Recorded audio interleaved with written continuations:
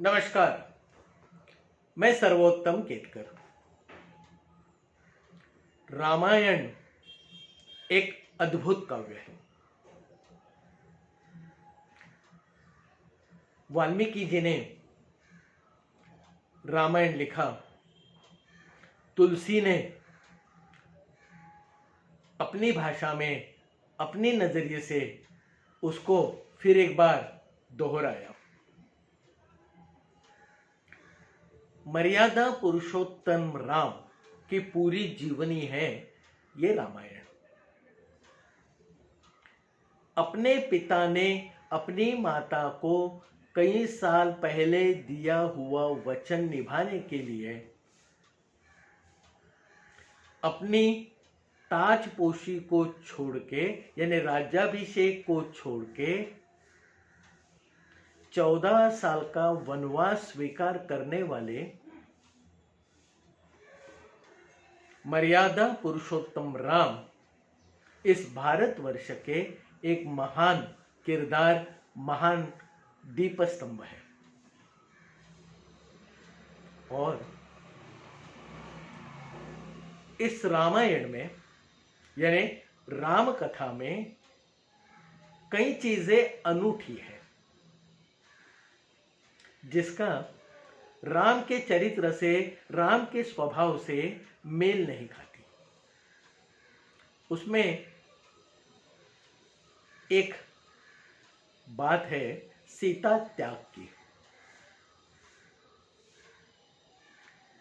सीता त्याग के बारे में हम सभी जानते तो है,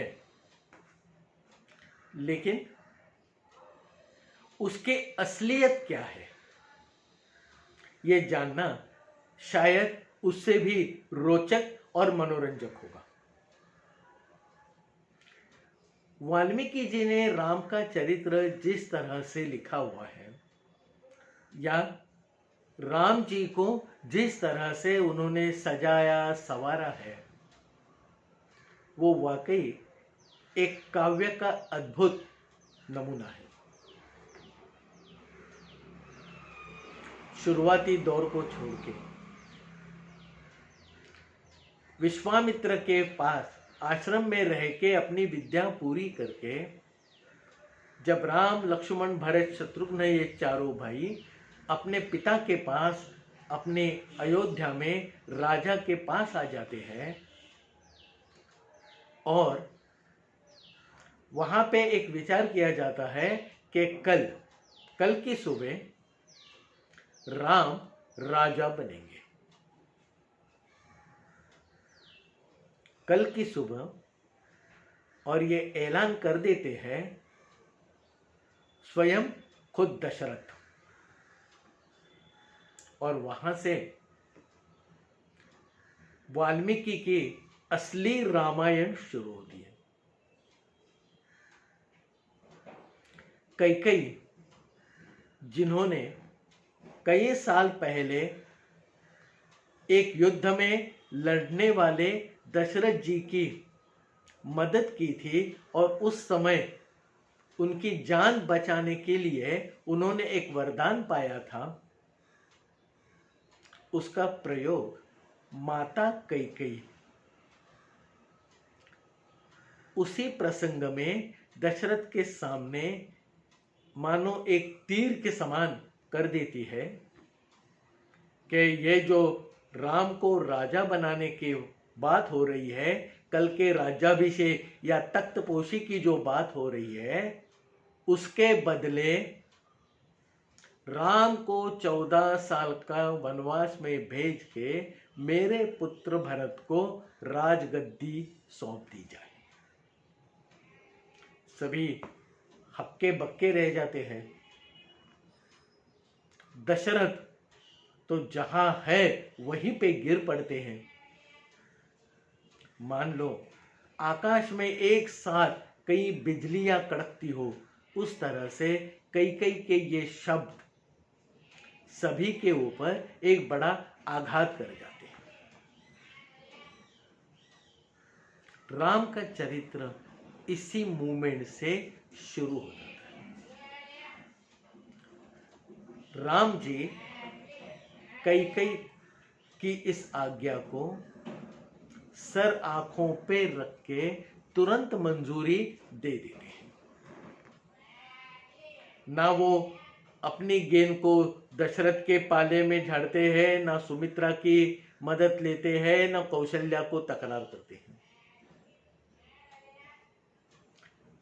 उनके लिए चारों माता एक समान है और वो तुरंत कैकई की इस आज्ञा को शिरसावंद्य मान के वन में जाने का और 14 साल वनवास में रहने का अपना इरादा जाहिर कर देते हैं। दूसरे दिन जब राम वनवास में निकलते हैं तब का वर्णन मनुष्य स्वभाव को बारीकी से देख के, जान के, पहचान के वाल्मीकि ने अपनी रामायण में किया है। दशरथ दुखी है, कौशल्या दुखी है, सुमित्रा दुखी है, सिर्फ कैकई अपने भरत को राजा हुए देखने के लिए व्याकुल है। भरत दुखी है, लक्ष्मण दुखी है और राम जब दशरथ से आज्ञा लेके वनवास के लिए जब प्रस्थान करने ही वाले थे, जब माता कैकई ने और एक तीर डाला और एक तिनका डाला। उन्होंने कहा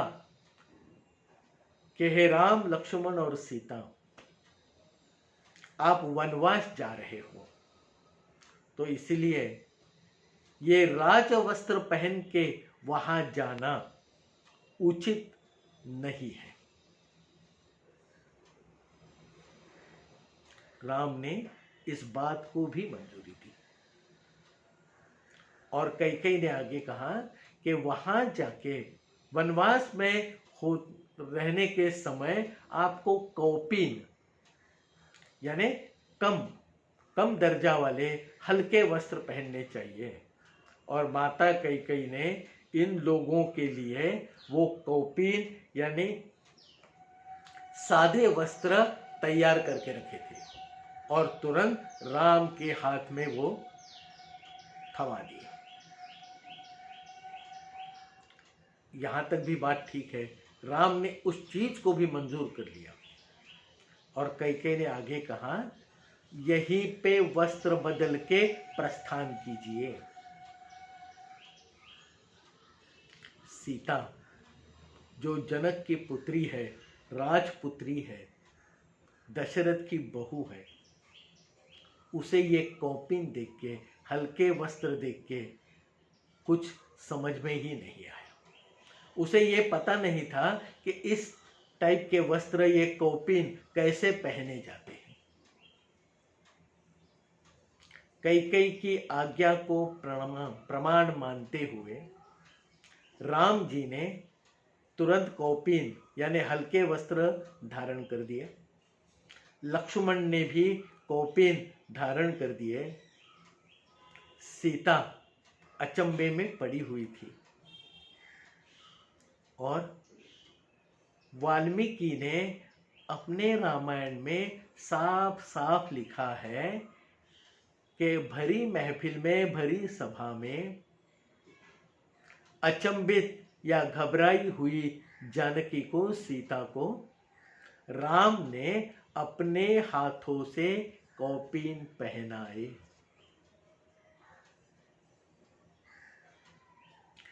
राम का अपने माता के प्रति आदर, अपने पिता के प्रति आदर और सीता के प्रति जो प्यार था, छोटी सी घटना से इसका हमें बहुत ही बेखूबी से पता चल जाता है। कौपीन वस्त्र पहन के राम जी तो निकल गए। निकलने से पहले उन्होंने फिर एक बार सभी वयस्क लोगों के, माता पिता के चरण छुए और उसमें भी एक मैनेजमेंट की या एक स्ट्रेटेजी की या एक मनोवेदना की बात है। सबसे वडील दशरथ, कौशल्या, सुमित्रा और कैकेयी, ये हायरार्की तो हम लोग जानते हैं। राम ने आखिरी वक्त झुक के सबसे पहले कैकेयी के चरण छुए हैं। हमने दूसरे के बारे में कितना भी पीड़ा देने का प्रावधान किया, उसको अमल में लाया, तो हमारे मन में थोड़ी सी गिल्ट यानी अपराध की भावना होती ही है। कैकेयी के मन में राम को वनवास में भेजते हुए जो अपराध की भावना थी, गिल्ट थी, उसको दूर करने के लिए पूरे हायरार्की को बाजू में रख के राम ने कैकेयी के चरण सबसे पहले छुए और बाद में बाकी के छुए।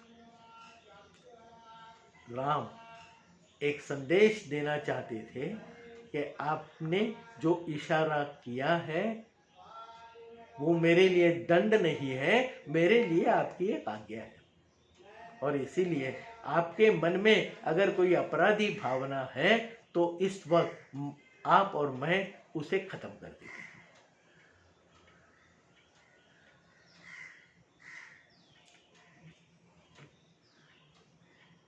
अपने महल से अपने वनवास की ओर, दक्षिण की ओर राम जी चल पड़े। राम, लक्ष्मण और सीता। उत्तर से दक्षिण में आने के लिए सबसे पहली नदी पार करनी थी गंगा। संन्यास वेशधारी राम, लक्ष्मण, सीता गंगा के एक छोर पे आ गए। वहां पे एक नाव और उसका मल्लाह खड़ा था। उसे लगा के अच्छी सवारी आई है, लेकिन ये सन्यासी लोगों को देख के वो थोड़ा अचंभित हुआ। इसी क्षण में राम, लक्ष्मण और सीता उस नाव के पास पहुंच ही गए और अपना कदम नाव में रखने से पहले एक क्षण के लिए राम जी चौंक गए। ये नाव खड़ी है, मल्लाह है, नदी पार करके उस तरफ जाना है, लेकिन उस मल्लाह को नाव का भाड़ा देने के लिए, नाव के भाड़े के पैसे देने के लिए राम के पास कुछ नहीं है। तब सीता ने अपने हाथ की बची हुई एक अंगूठी, मुद्रिका जिसको कहते हैं, वो निकालना शुरू कर दिया। राम के मन में जो भाव आए हैं कि इस मल्लाह को देने के लिए मेरे पास अभी पैसे नहीं हैं, इसीलिए राम ने एक क्षण के लिए अपने कदम जो खींच लिए थे, उस भाव को बिना कहे सीता मैया ने समझ लिया और तुरंत अपनी बची हुई आखिरी निशानी अंगूठी निकालना शुरू कर दिया।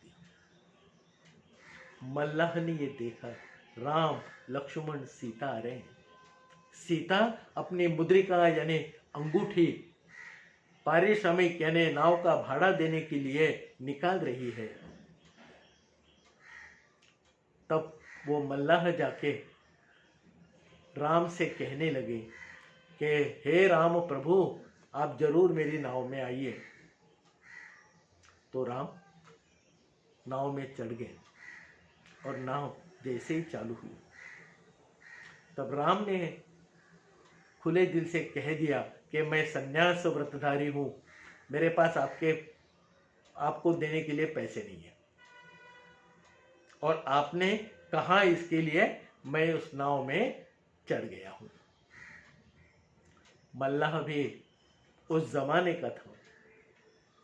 उसने कह दिया कि देखो प्रभु, फोकट में या मुफ्त में तो मैं आपको उस किनारे नहीं ले जाऊंगा।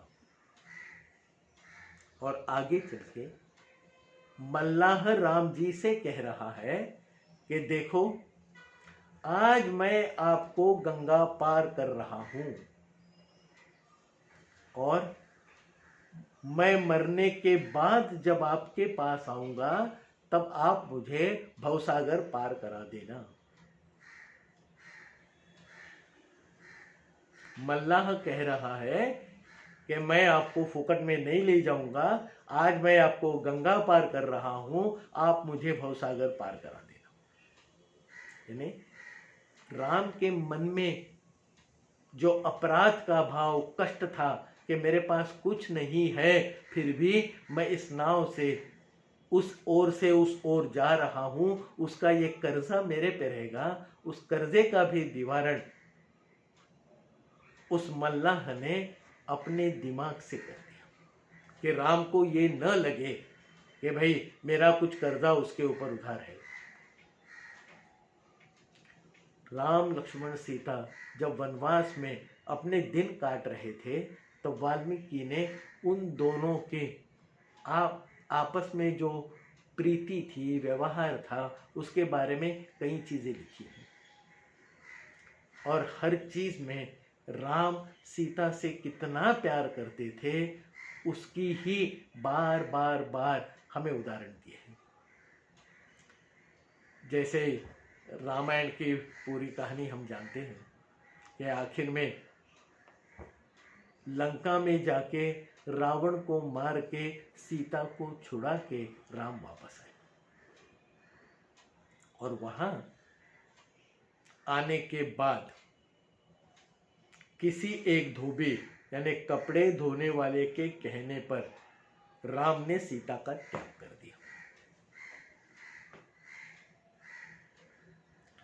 अपने आप से भी ज्यादा सीता मैया के ऊपर प्यार करने वाले रामचंद्र जी, जो अपनी पिता का वचन निभाने के लिए 14 साल का वनवास सह लेते हैं।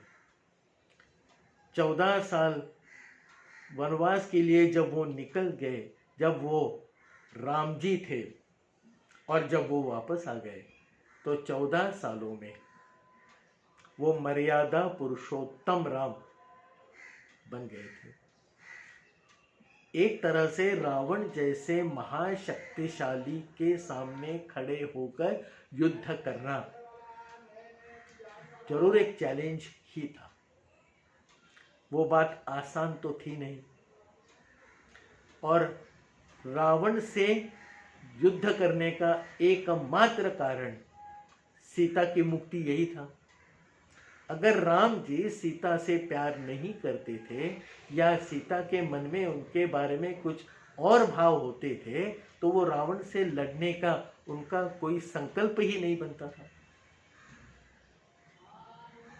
वाल्मीकि ने जो रामायण लिखा है उसमें लंका के बारे में लिखा है, रावण के बारे में लिखा है, युद्ध के बारे में लिखा है, और उनके वापस आने के यानी राम लक्ष्मण और सीता के वापस आने के बाद राज्याभिषेक के बारे में लिखा है। और राज्याभिषेक में एक बात बड़ी ही सुंदर और सरल है। राम जी लंका पे पर विजय पा के जब अयोध्या वापस आ गए और फिर से एक बार तय हुआ कि राम को तख्तपोशी यानी राज्याभिषेक किया जाएगा और उसकी सारी जिम्मेदारी, उस फंक्शन की सारी जिम्मेदारी यानी मैनेजमेंट समझो, या आज के ज़माने में अगर हम लोग कहेंगे तो एक मैनेजर के रोल में भरत जी थे, इवेंट मैनेजमेंट, वो सब देख रेख कर रहे थे। उसी दरमियान उस सब तैयारी का एक हिस्सा समझ के भरत जी ने राम से पूछा कि भैया इस राज्याभिषेक में आपकी तरफ से किस किस को न्योता देना है, यानी आपके कुछ खास मेहमान होंगे तो उनकी एक लिस्ट मुझे दे दो, मैं उन्हें खास न्योता भिजवाने का इंतजाम कर देता हूं।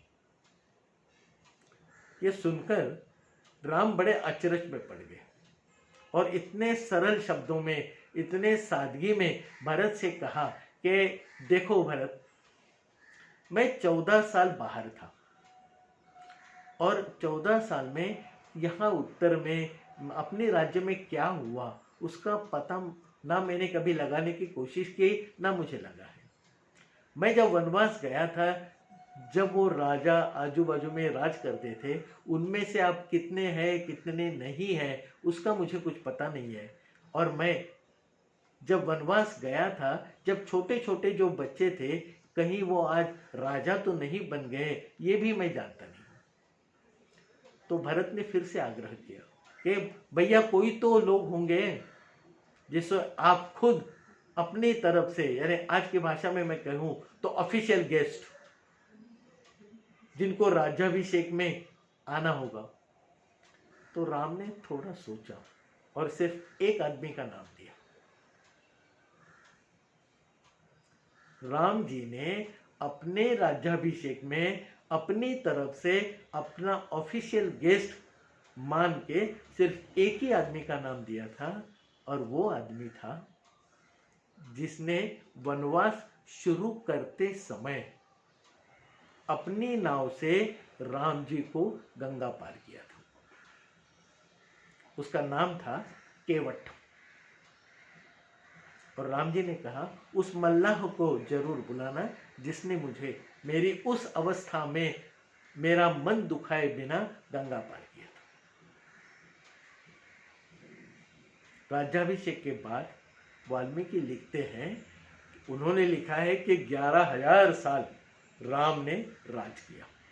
यानी आज की तारीख में हम लोग मान के चलते हैं कि कई दिन तक, कई सालों तक राम ने राज किया, राजा बन के। और वहीं पे वाल्मीकि रामायण समाप्त होती है। सीता त्याग का जरा सा भी जिक्र वाल्मीकि के रामायण में नहीं है। ये सब बाद में जोड़े गए हुए डिब्बे हैं। और राम का चित्र, चरित्र, स्वभाव अगर हम लोग ठीक से देखें, उसे परखें, तो छोटी सी बात के लिए एक धोबी के कहने के ऊपर राम जी सीता का त्याग कर देंगे, ये बात मेरी दृष्टि से, मेरे आकलन से असंभव है, हो ही नहीं सकता। और जो वाल्मीकि ने भी लिखा नहीं है। ये बातें कई प्रदेश से, कई लोगों से जोड़ी गई हैं। और इसीलिए मैं आप सबसे इस वीडियो के, या आज हम लोगों ने जो संवाद किया है, उसके माध्यम से एक विनती जरूर करता हूँ कि सीता त्याग, या राम ने सीता का त्याग किया, ये किल्मिश, ये झूठी कहानी हम लोग अपने दिमाग से निकाल दें। और इसके बाद कोई भी आदमी कहीं भी इसका जिक्र करता है तो आप सब और मैं मिलके उसका जोर से खंडन करेंगे कि सीता त्याग नाम की कोई चीज हुई नहीं है। आशा है आप सबको मेरा ये वीडियो या मैंने जो विचार रखे वो पसंद आ गए हो। आपका प्यार, आपकी सूचनाएं और आपके कमेंट्स लगातार मुझे जो मिलते हैं, उसे मैं बड़ा प्रसन्न हूँ और आपका आभार व्यक्त करता हूँ। इस हमारे संवाद को बरकरार रखने के लिए इस वीडियो को जरूर शेयर करें, लाइक करें, और हम एक साथ कई नए रास्ते चलने की उम्मीद करता हूँ। और एक छोटी सी विनती करता हूँ कि इस मेरे चैनल को जरूर जरूर जरूर सब्सक्राइब कीजिए। नमस्ते।